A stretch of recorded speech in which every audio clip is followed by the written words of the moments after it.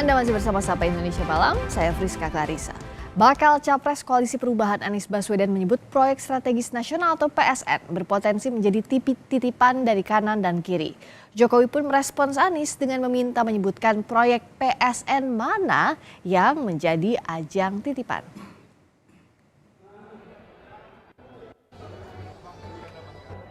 Bakal calon Presiden Koalisi Perubahan Anies Baswedan mengkritik terkait potensi proyek strategis nasional menjadi ajang proyek titipan. Kritik Anies disampaikan saat menghadiri Rakornas Masyumi 30 September yang lalu. Anies menyebut PSN harus disusun transparan dan melibatkan publik agar bisa dikendalikan dengan baik. Saya sampaikan program strategis nasional secara substansi itu baik-baik saja. Yang problem yang kita sering alami adalah bagaimana PSN itu disusun. Tapi kalau itu tidak dikendalikan dengan baik, PSN ini kemudian menjadi titipan dari kanan kiri yang masuk tanpa kita ketahui bagaimana proses itu disusun. Kritik Anies pun mendapat respons dari Presiden Jokowi. Saat menghadiri acara Istana Berbatik di Istana Merdeka, Jokowi meminta data PSN yang menjadi titipan. Ya, ditunjuk saja proyek yang mana, yang titip siapa. Tidak hanya Presiden, bakal calon Presiden PDIP Ganjar Pranowo juga ikut merespons kritik Anies. Menurut Ganjar, data terkait titipan harus dibuka ke publik agar tidak menimbulkan spekulasi. Itu titipan kiri kanan itu siapa? Dibuka aja. Dugaan saya. Pak Anies yang bilang waktu itu. Enggak, dugaan saya tidak ada yang bisa mengungkapkan data itu. Kalau ada dibuka, jadi tidak menimbulkan spekulasi. Dari data Kementerian Koordinator Bidang Perekonomian, di tahun 2023 ini ada 30 proyek strategis nasional dengan nilai proyek mencapai Rp288 triliun. Hingga Mei 2023, masih ada 27 proyek yang belum rampung. Menurut Guru Besar Komunikasi Politik Universitas Pendidikan Indonesia, Karim Suryadi, metode yang digunakan Anies adalah strategi politik. Karim menyebut ada dua peluang strategi komunikasi yang dibangun oleh Anies. Yang pertama itu untuk memutus ketergantungan pada kebiasaan partisan. Artinya apa? Artinya sebisa mungkin ikatan emosional yang sudah terbangun antara kandidat dengan partai tertentu itu digoyang. Harapannya beralih mendukung. Yang kedua, untuk membangkitkan kepedulian dan keterbukaan terhadap informasi baru. Nah, kenapa begitu? Karena biasanya ketika ikatan partisan sudah kuat, maka orang-orang akan melihat fenomena yang muncul, realitas yang ada, berdasarkan kacamata partisannya. Di satu sisi, pemerintah saat ini mengejar penyelesaian sejumlah PSN agar rampung di tahun 2024. Tim Liputan, Kompas TV. Pernyataan Anies terkait PSN yang harus dikendalikan dengan baik agar tidak menjadi titipan kanan kiri menjadi polemik. Usai direspons oleh Presiden, apakah benar ini hanya bagian dari strategi komunikasi politik yang dibangun oleh Anies Baswedan ataukah memang berbasis pada data? Kami bahas bersama politisi PDIP, Deddy Sitorus, bergabung juga juru bicara Anies Baswedan, Surya Chandra. Selamat malam, Bung Deddy, juga Bung Surya. Malam Friska, Surya. Malam, Mbak. Halo, selamat malam. Saya ke Bang Surya dulu. Ini cuma kritik atau memang Mas Anies ini punya data terkait proyek strategis nasional titipan? Apalagi Pak Jokowi udah komen tuh. Kalau data ada, Mbak. Cuman memang tidak akan secara serampangan dibuka ya.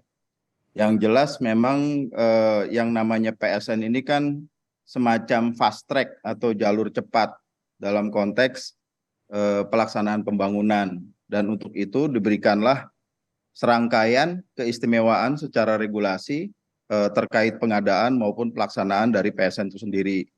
Misalnya yang pertama itu sifatnya yang bisa dipaksakan secara langsung, itu kan bisa menghambat peluang masyarakat untuk menolak atau mempertanyakan, mulai dari perencanaan sampai pada pelaksanaannya. Dan kalaupun ada pertimbangan yang dinilai mendesak, itu diberikan kepada kepala daerah mulai dari pusat, menteri pusat sampai gubernur dan bupati untuk mengambil diskresi.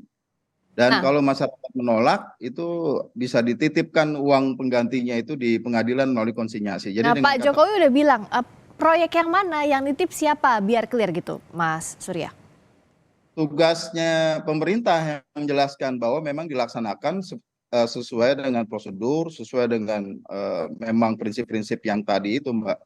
Bukan tugas masyarakat mengatakan mana yang salah begitu loh. Artinya pemerintah yang harus menjelaskan bahwa memang program yang dilaksanakan itu sudah sesuai dengan aturan yang dibuat sendiri gitu. Oke, Bung Dedi, dibalikin lagi ke pemerintah yang harus jawab. Bung Dedi?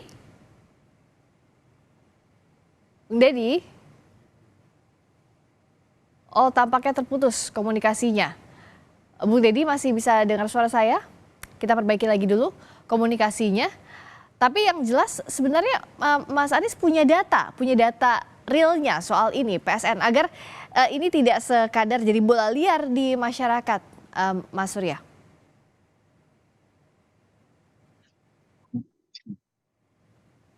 Mas Surya? Data itu dalam artian ada informasi-informasi. Kalau detailnya kan pemerintah yang pegangnya. Yang jelas kita bisa melihat bagaimana pelaksanaan PSN itu sendiri itu anti kritik begitu loh. Artinya Di tidak bagian bisa, mananya? kan dia bisa langsung dilaksanakan, Mbak. Kalau masyarakat menolak, silakan menolak besarannya doang, dan setelah besarannya ini dititipkan ke pengadilan dan pembangunan bisa berjalan begitu. Persoalannya adalah bagaimana memilih ini sebuah proyek strategis nasional. Apa sih pertimbangan prioritas itu yang disebut sebagai prioritas? Prioritas itu kan subjektif ya. Dengan kata lain memang ada semacam subjektifikasi dari penilaian prioritas pembangunan begitu. Dan ini sepenuhnya kewenangan dari eksekutif. Masyarakat tidak punya ruang untuk katakanlah memediasikan, mempertanyakan. Dan itu kasus-kasus seperti Rempang jadi sangat mudah muncul, dan itu tidak cuma di satu tempat. Saya tanya ke Bung Dedi soal ini. Bung Dedi, kalau kata Mas Surya dibalikan lagi pemerintah yang harusnya jawab. PSN ini sebenarnya dilaksanakan dengan baik atau tidak? Anda menuduh orang maling terus bilang malingnya harus buktiin bahwa dia bukan maling, itu kan aneh logika berpikirnya ya. Jadi yang mengatakan bahwa PSN itu titipan kanan kiri itu kan Pak Anies Baswedan. Sudah selayaknya menurut pikiran orang waras yang logis itu ya Pak Anies dong yang ngomong. Jadi kalau tadi Bung Surya bilang datanya ada, ya diomong. Kalau memang niatnya memperbaiki pengelolaan negara atau pengelolaan kekuasaan gitu. Karena kalau memang betul seperti itu, mari kita periksa sama-sama. Karena PSN ini kan bukan barang baru dari tahun 2014, 2017, lalu 2019, 2020 semuanya terus-menerus mengalami berbagai perkembangan. Ada tahapan-tahapan, ada tahapan visibility, usulan, review, segala macam gitu. Jadi ini adalah sebuah mekanisme yang menurut saya memang menjadi hak eksekutif gitu ya. Dan itu dipertanggungjawabkan oleh pemerintah dong gitu ya. Dan itu juga biasanya tentu melibatkan banyak pihak. Pengusulnya bisa Pemda, bisa Pemprov, bisa kementerian, bisa BUMN, macam-macam gitu. Jadi dan itulah yang kemudian dievaluasi. Saya tidak tahu apakah itu yang dimaksud titipan kiri kanan gitu ya. Karena kan PSN itu ada yang dibiayai oleh pemerintah, ada yang dibiayai melalui investasi swasta maupun BUMN gitu. Jadi saya nggak tahu konteksnya titip-titip, apakah yang dimaksud titip kanan kiri itu adalah para pengusul atau bagaimana gitu. Konteksnya gimana Mas Surya?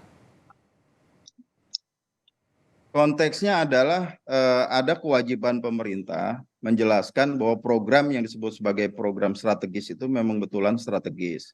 Apakah ada ruang kita mempersoalkan itu? Tidak ada, Mbak. Karena sepenuhnya dikasih oleh regulasi, pemerintah bisa melakukan apapun, termasuk menitipkan uang ganti rugi yang nilainya ditetapkan oleh appraisal independen, disebutkan seperti itu, ke pengadilan. Masyarakat tidak bisa mempersoalkan apakah dia ditanya dulu, boleh nggak atau setuju nggak ada PSN lokasinya di sini. Sudah ditetapkan gitu. Oke, minim partisipasi publik begitu, Mas Surya?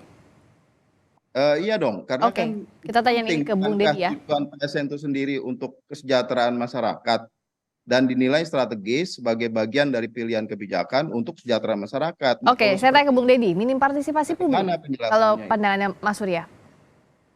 Saya kira harusnya yang jadi capres itu Pak Surya Chandra gitu, karena Kenapa? dia lebih berbicara substansi, sementara Anies kan bicaranya titip kiri kanan gitu. Jadi tidak sinkron nih judul diskusi kita dengan apa yang disampaikan oleh Bung Surya Chandra. Hari ini menjadi percakapan publik kan seorang calon presiden bicara bahwa proyek PSN itu termasuk IKN banyak titip kiri kanan, bukan urusan ganti rugi titip di pengadilan atau partisipasi publik. Mana dulu yang mau kita bicarakan nih? Biar jelas gitu loh. Silakan Mas Surya dijawab tadi pertanyaannya Bung Deddy.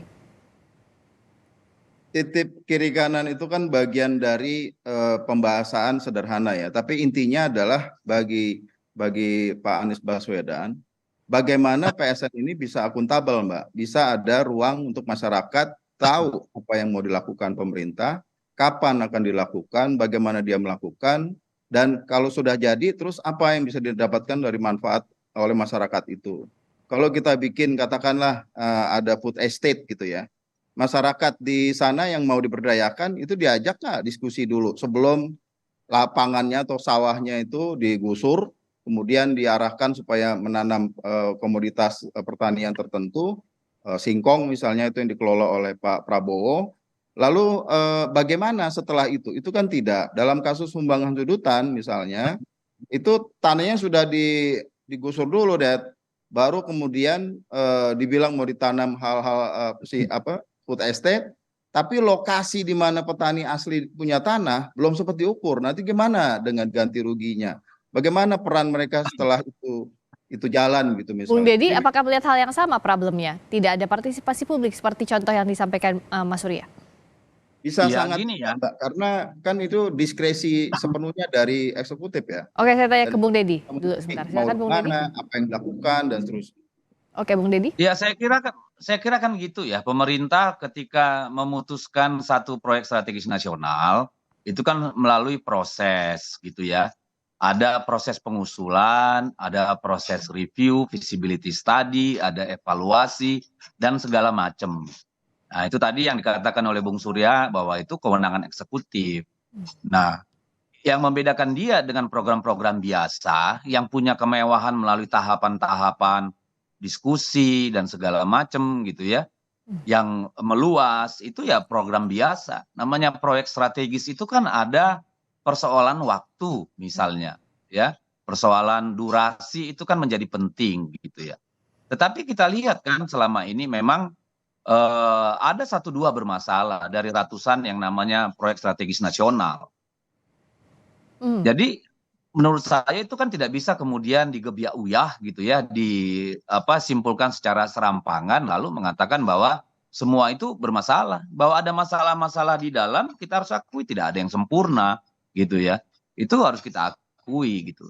Tetapi bahwa PSN itu sebagai sebuah mekanisme yang memang sengaja dibuat untuk melakukan akselerasi, iya. Misalnya IKN itu ketika diputuskan sebagai proyek strategis nasional kan ada diskusi-diskusi juga. Ada jalin asmara itu, menjaring aspirasi masyarakat kan. Nah, saya setuju kalau mau dilakukan perbaikan, it's okay. Kita sependapat sebagai wakil rakyat tentu dan sebagai partai politik yang memang bertumpu pada rakyat kecil, pada hak-hak masyarakat. Oke, jadi kalau sebenarnya kita sepakat perbaikan jika diperlukan dan memang ada banyak perbaikan yang perlu dilakukan. Tetapi kalau kemudian kita menyimpulkan bahwa PSN ini proyek titip kiri kanan, menurut saya juga terlalu serampangan lah. Gitu. Perbaikan memang diperlukan ya. Oke, perbaikan diperlukan tapi dianggap simpulannya serampangan. Jadi sebenarnya Mas Surya, ini strategi komunikasi politiknya Mas Anies aja untuk meraih suara atau gimana? Ya semua kan intinya ingin ada perbaikan, Mbak. Saya setuju dengan Bung Deddy ya. Pak Anies itu bukan menolak PSN, tapi dia pingin supaya PSN itu akuntabel. Memang rakyat itu dilibatkan dalam proses perencanaan, pelaksanaan, sampai setelah itu hasilnya seperti apa. Ada keterlibatan. Makanya gagasannya kan misalnya saham dari masyarakat sekitar jalan tol untuk pemilikan jalan tol seperti itu. Jadi poin-poin itulah yang menjadi concern dan kebijakan-kebijakan seperti apa yang ditawarkan. Karena PSN ini kan basisnya itu semacam ada risk-based analysis, Mbak. Jadi analisis berbasis risiko. Tantangannya adalah cost and benefit analysis-nya itu sangat subjektif, terserah pada pemerintah sendiri. Pemerintah yang sepenuhnya menilai, masyarakat tidak tahu. Jangan-jangan anggota DPR juga nggak diajak kali dalam proses penentuan PSN proyeknya di mana seperti itu. Kenapa proyeknya ada di situ bukan tempat lain? Nah, ada semacam subjektivitas di dalam penentuan itu. Dan ini bahaya dalam jangka panjang karena kemudian mimpi atau cita-cita PSN itu sendiri yang ingin ada percepatan pembangunan itu jadi ketinggalan, dan ini saya kira momen penting ya untuk kita mengevaluasi, mumpung masih ada waktu nih di sisa waktu pemerintahan dari Presiden. Singkat saja Bung Deddy, jadi gimana? Kalau kata Mas Surya ada banyak catatannya nih, tapi evaluasi semacam apa sih yang bisa dilakukan soal PSN ini? Ya tentu dalam proses dan dalam pelaksanaan di beberapa proyek memang tentu kita harus melakukan perbaikan maupun penyempurnaan ya. Tetapi kan tahapan-tahapan penyusunan PSN itu sendiri kan ada jelas. Halo, ini putus ya? Enggak, bisa kedengeran kok. Bung Deddy, silakan lanjutkan. Oke. Ya, misalnya bahwa proyek tersebut harus punya kesesuaian dengan RPJMN kita misalnya.